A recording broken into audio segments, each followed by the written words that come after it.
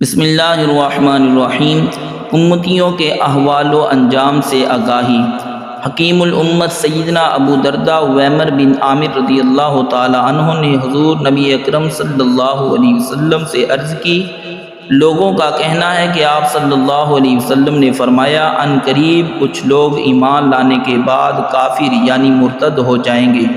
آپ صلی اللہ علیہ وسلم نے فرمایا، اجل ولست منہم، فرمایا ہاں میں نے ایسا ہی کہا ہے اور تم ان میں سے نہیں ہو، یعنی تم ایمان کی سلامتی کے ساتھ اس دنیا سے جاؤ گے۔ اس حدیث مبارک سے معلوم ہوا کہ اللہ تعالیٰ نے اپنے محبوب صلی اللہ علیہ وسلم کو دانۂ غیوب یعنی غیب جاننے والا بنایا۔ آپ صلی اللہ علیہ وسلم عطائے خداوندی سے ہر امتی کے اعمال و احوال جانتے ہیں اور ہر ایک کے انجام سے بھی باخبر ہیں۔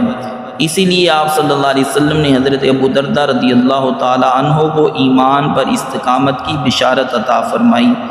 ایک بار حضور نبی اکرم صلی اللہ علیہ وسلم صحابہ کرام علیہم رضوان کے پاس دو کتابیں لائے تھے۔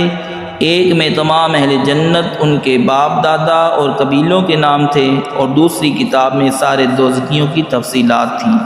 اللہ تعالی ہمیں صحیح معنوں میں عمل کی توفیق عطا فرمائے، آمین۔